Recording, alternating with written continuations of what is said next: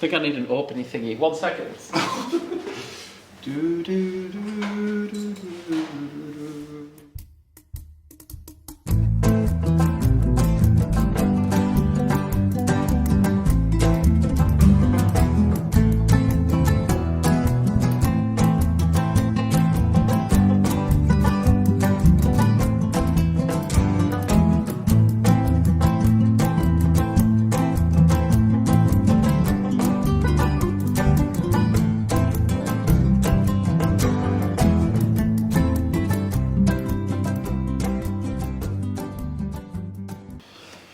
Hello again, and welcome to the second video about Steam Machine Brewing Company's Winter Taste Pack number 2. Yeah, because we're so professional, Yeah. we're going to actually do the introduction in the second video. Yeah, tell you about the pack. We didn't forget at all in the first one. I think we went off on a tangent about welcome again. Don't drink these later or drink them before or something. I've already started. We had a sniff of beer and that was it, we were away. That was it. Friday, fun day Friday.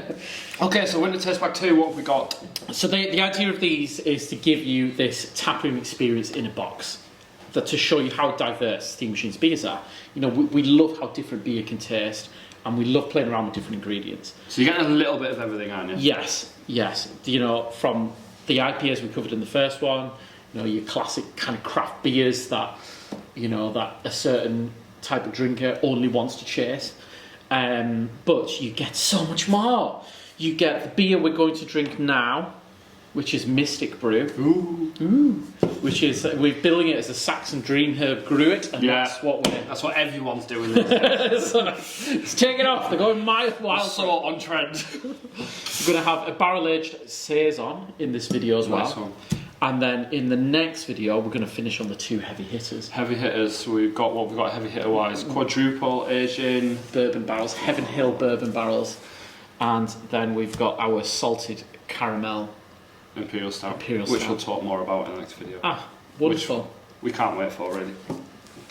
So this is probably the most unusual beer you're going to have this year, I reckon. Mystic Brew. Mystic Brew. Why Mystic Brew? So, as you know, I love foraging. We incorporate elements of foraging quite often into the beers we brew. Mm-hmm. You know, we've put hogweed seeds into the Coldbury Beck, which was the Bilberry/Blueberry beer collaboration we did with Full Steam Brewing in America. Yeah. They use local herbs on their side. We use hogweed, which is kind of like in parts coriander and orange. We've used bilberries, foraged bilberries in beers. We've used elderflower, absolutely all sorts. Elderberries. Yeah. You know, throughout the years, there's been a lot of different wild plants from around the area have ended up in the beer, and that's kind of my homebrew background. And an interest of mine, but also an interest of yours as well. You know, you're walking in the countryside and picking stuff. Yes, why not? So, it makes a walk more interesting. Yeah, it does, doesn't it? Yeah. So now, what is Mystic Brew? So Mystic Brew. What did it start out as? What was the? It started out as it's the base of our saison. Yeah. But without the hops from the boil. Yeah. So it still uses the local spelt. So we were kind of going for this rustic base, but unhopped. Yes. And hops give amazing stuff in beer, as we've just seen with the other two. They can give tropical pine, you know, sticky resin, mango, all sorts of stuff going on. If you take hops away, you know, you start adding other plants, you really see what hops do. Yeah.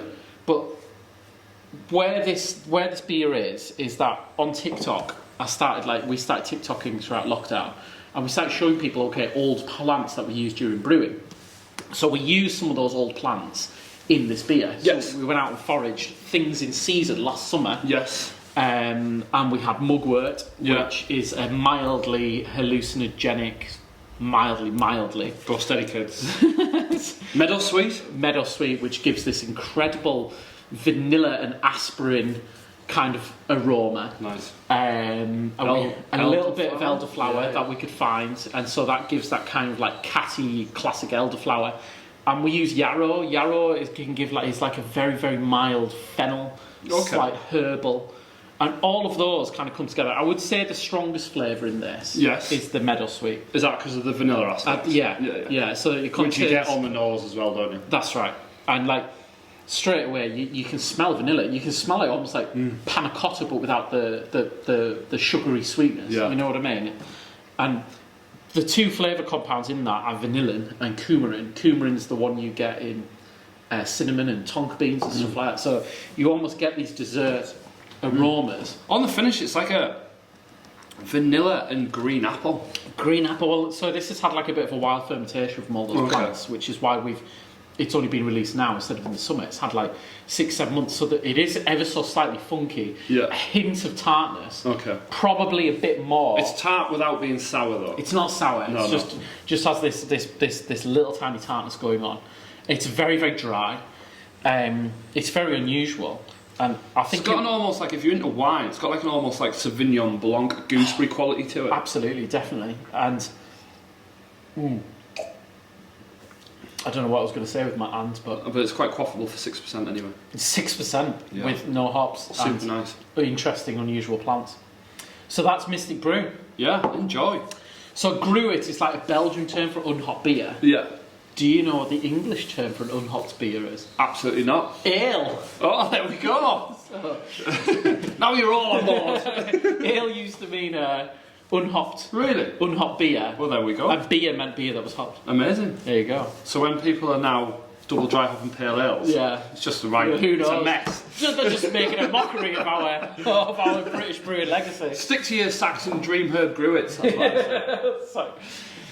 So for the next beer, I've got some wine glasses. Wow. Posh wine glasses. Because it was Valentine's Day the other day. Yeah, happy Valentine's Day. Thank you. Don't know why I'm smelling my glass. Smells like a glass. Smells like class. So talking about saison. So again, this is the base of local spelt. Yeah. And on the first taste pack, we had the Saison Classique, and we had our Saison à la rhubarbe, which was all the rhubarb I can nick from my dad's allotment. Correct. Now, this is the same beer, Yeah. but what did we age it in? Oh, well, we aged it in a Riesling, Californian Riesling white wine barrel. And it was about 4 or 5 months it spent in there. It was indeed. And it's taken on completely different characteristics.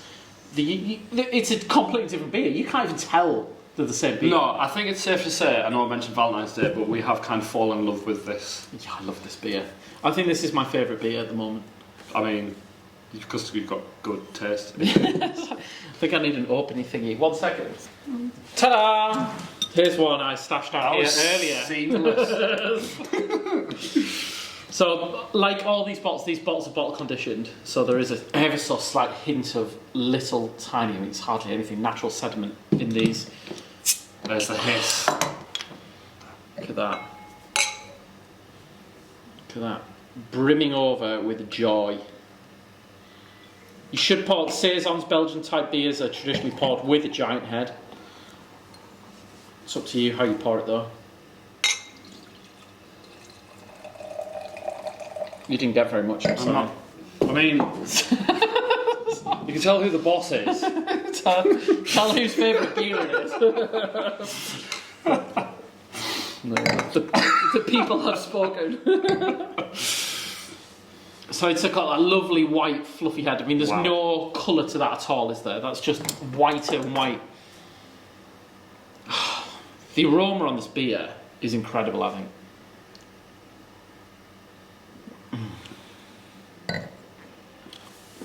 It's all about the barrel. It's completely transformed the Saison Classique into a different beast. It's just makes me smile so much. It's oaky, it has that, everything. You know, we mentioned gooseberry with the Mystic Brew. Yeah. This is like kind of a sweet gooseberry and Yeah, you get like honeydew melon, like golden grapes. It's loads of melon, and that's like the Riesling, isn't it, as well? absolutely. You get that hint of like oak, like ever so slight hint of vanilla. Slight honey quality. Yeah. And then it's spritzy from its carbonation level. It's still dry. Yeah. It's like this is one of the most complex and adult beers, mature beers we've made, I think, ever. Yeah. Because you put a beer in a barrel, you don't truly know what it's going to taste like at the end. No, I mean we had hopes that this is what it was going to be. Yeah. And I would say it's beyond all expectations of what we wanted to achieve. And you're right, you don't. It's a gamble. You don't know if it's going to have re-fermentation in the barrel from wild yeast and bacteria in the barrel. You don't even know what kind of oak it is most of the time. No. You know, like Unless it's a bourbon barrel, which is American oak. But if you're using wine barrels, the biggest importer in America It's French oak. is French oak. Really. The biggest importer in France is American oak. I So mean, with the French wine industry, you Come don't on, know. guys. Sort You cut the middleman out there. sort your oak shit out. I love this beer so much. I hope you do too. It's amazing. Is there anything else we want to say about Saison and Mystic Brew? Just enjoy it as much as we do. It's very different to your IPAs, but it's amazing in its own right. And at the time of publishing, if you haven't tried the Saison Classic, which is beautiful, and the Saison à la Rhubarbe, which is beautiful, they are on the web shop, so you can grab hold of them. Yes. I'll put a link below, maybe. Probably won't. Cheers. Cheers, everyone. Good choice.